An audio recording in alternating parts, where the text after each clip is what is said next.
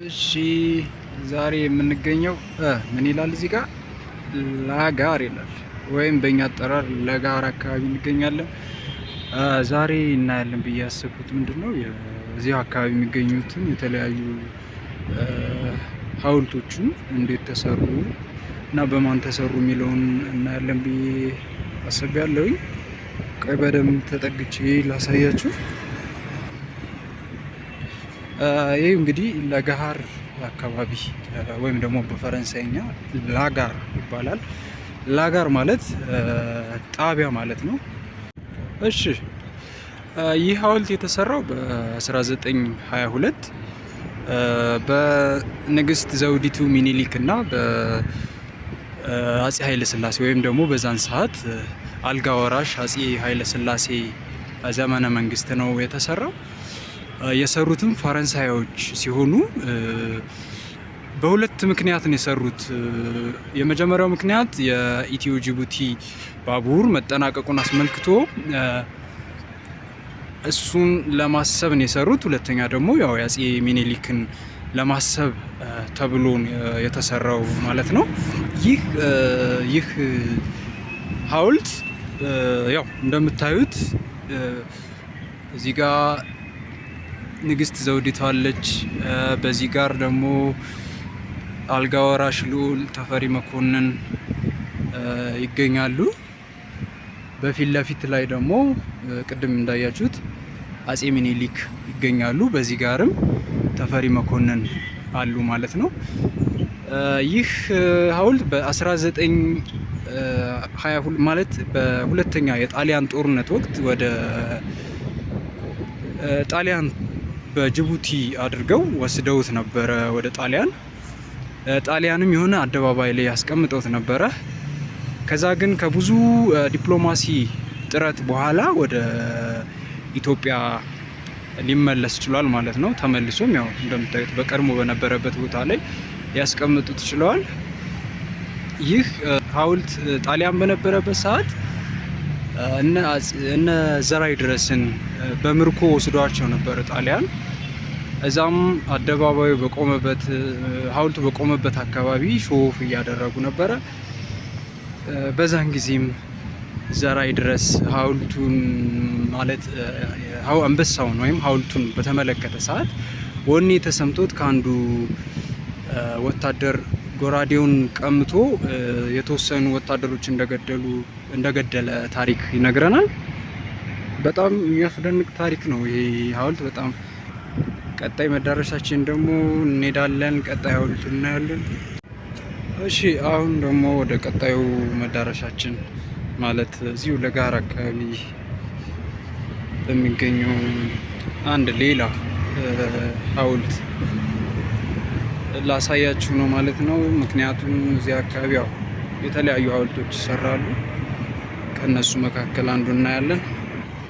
እሺ ይህ ቤተክርስቲያን የኢትዮጵያ ካቶሊካዊት ቤተክርስቲያን ነው። ስሙን እርግጠኛ አይደለሁም፣ ይመስለኛል መድኃኔዓለም ወይ እንደዛ፣ እርግጠኛ አይደለሁም። ብቻ የኢትዮጵያ የካቶሊካዊት ቤተክርስቲያን እንደሆነ አውቃለሁኝ።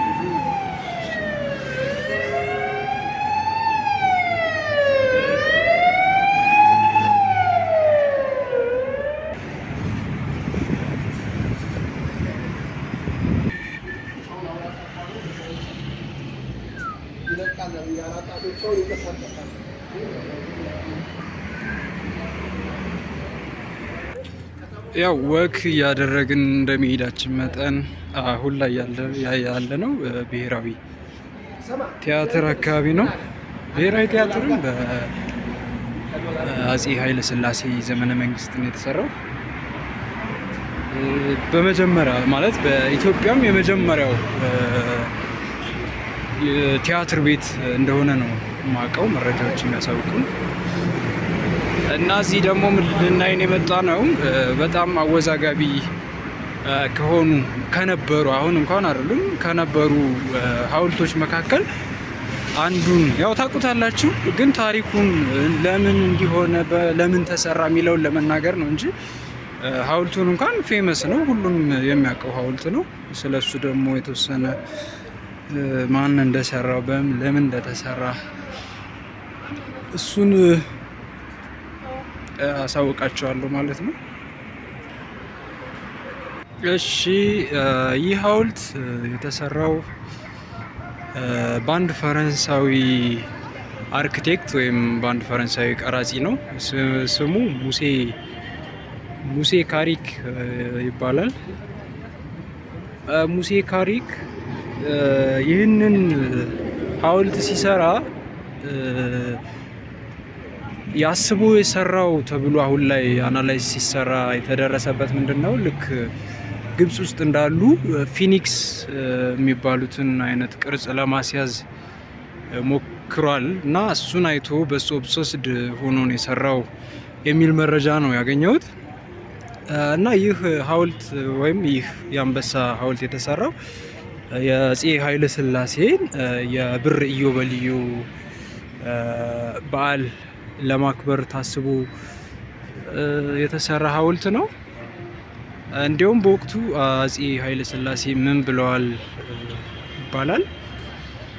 ብዙ ብር ከማውጣታቸው የተነሳ አንበሳ ባይመስልም የወጣንበት ገንዘብ አንበሳ ያስመስለዋል የሚል ነገር እንደተናገሩ ታሪክ ይነግረናል። ስለዚህ ይህ ሐውልት የተሰራው የኃይለ ሥላሴን የብር ኢዮቤልዩ በዓል ለማክበር ነው ማለት ነው። የሰራውም ሙሴ ካሪክ የሚባል የፈረንሳዊ አርክቴክት ነው ማለት ነው። ያው መሸት እያለ ስለሆነ ምናልባት የካሜራ ጥራቱ ጥሩ ላይሆን ይችላል። እንቀጥላለን።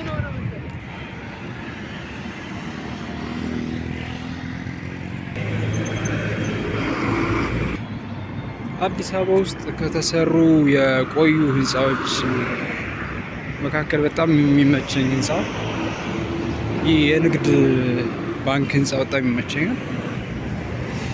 የድሮ ኢቢሲ ህንፃ ታድሶ የአርቲፊሻል ኢንቴሊጀንስ ህንፃ ሆኗል አሁን ላይ።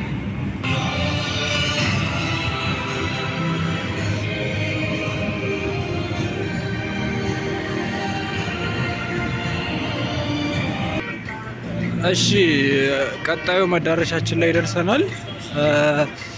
ይህ መዳረሻችን የኢትዮ ኩባ ወዳጅነት ፓርክ ወይም ደግሞ በቀድሞ አጠራሩ ድላችን ሐውልት ጋር ደርሰናል ማለት ነው። የዚህ ታሪክ ደግሞ በ1966 የኢትዮ ሶማሊያ ጦርነትን አስመልክቶ የተሰራ ሐውልት ነው። ኩባን በዛን ወቅት ወደ ኢትዮጵያ ከወገኑ ሀገሮች መካከል ነበረች። ኢትዮጵያን ወግና ከኢትዮጵያን ደግፋ ተዋግታለች ማለት ነው እና እሱን የተሰዉ ሰማዕታትን ለማስታወስ ታስቦ የተሰራ ሐውልት ነው። በ1966 የተሰራ ሐውልት ነው ማለት ነው።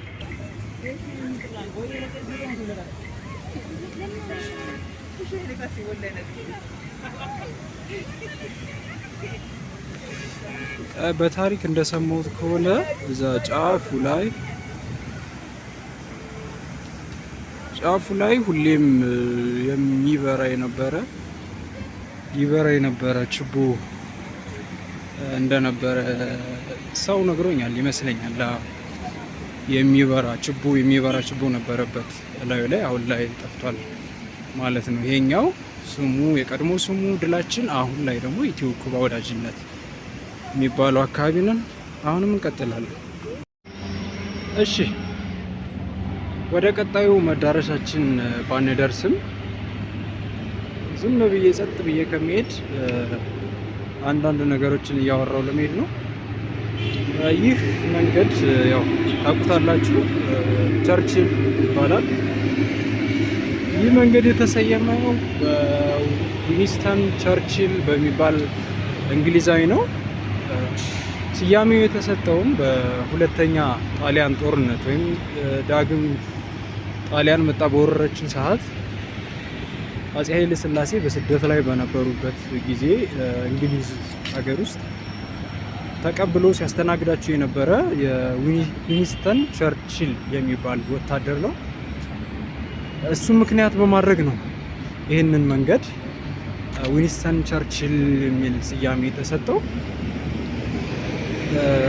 ያው ከፊት ለፊታችን የሚገኘው ሐውልት ላይ ነው የመጨረሻ ጉብኝታችን የሚሆነው ለዛሬ። ያም ደግሞ የአፄ ቴዎድሮስ መድፍ ያለበት ወይም ደግሞ አፄ ቴዎድሮስ አደባባይ የሚባለው ጋር እናቆማለን ዛሬ ማለት ነው። ተከተሉ። እሺ፣ የዛሬው የመጨረሻ መዳረሻችን ደርሰናል። የመጨረሻ መዳረሻችን ሴባስቶፖል ይባላል ማለት ነው። ያው በስልኬ ነው እየቀረጽኩ ያለሁት። ያው ታውቁታላችሁ ሐውልቱ። ታሪኩን ትንሽ ለመናገር ያክል ነው። ይህ ሐውልት የተሰራው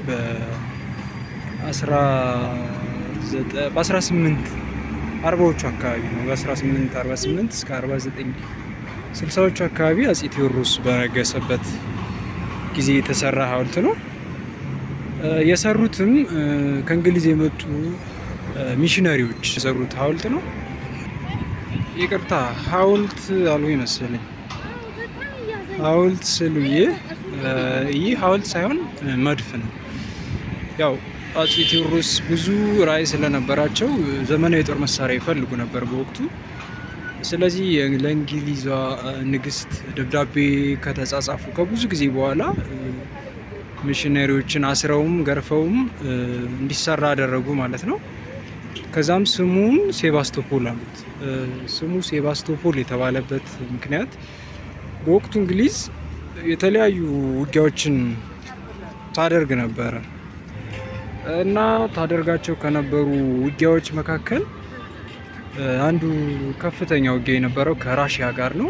ቦታው ሴባስቶፖል ይባላል። በዛን ወቅት ነው የተሰራው።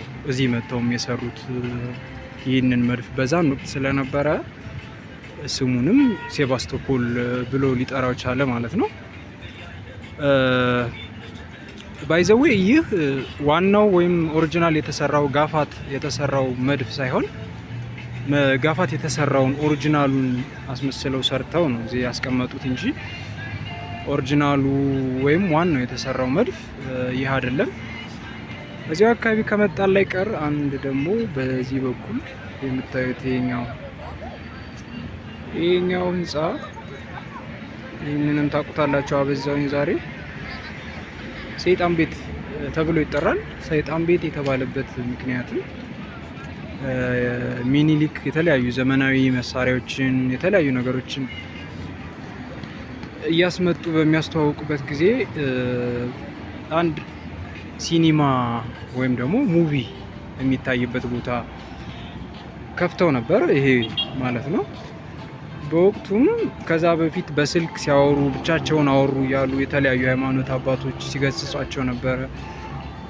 ከዛ በመቀጠል ደግሞ ይህንን ሲኒማ ቤት ሲከፍቱ ጭራሽ የተለየ ነገር መሆኑን ባዩ ጊዜ ሰይጣን ውስጥ አለ ብለው በመናገር ሰይጣን ቤት ብለው ጠሩት።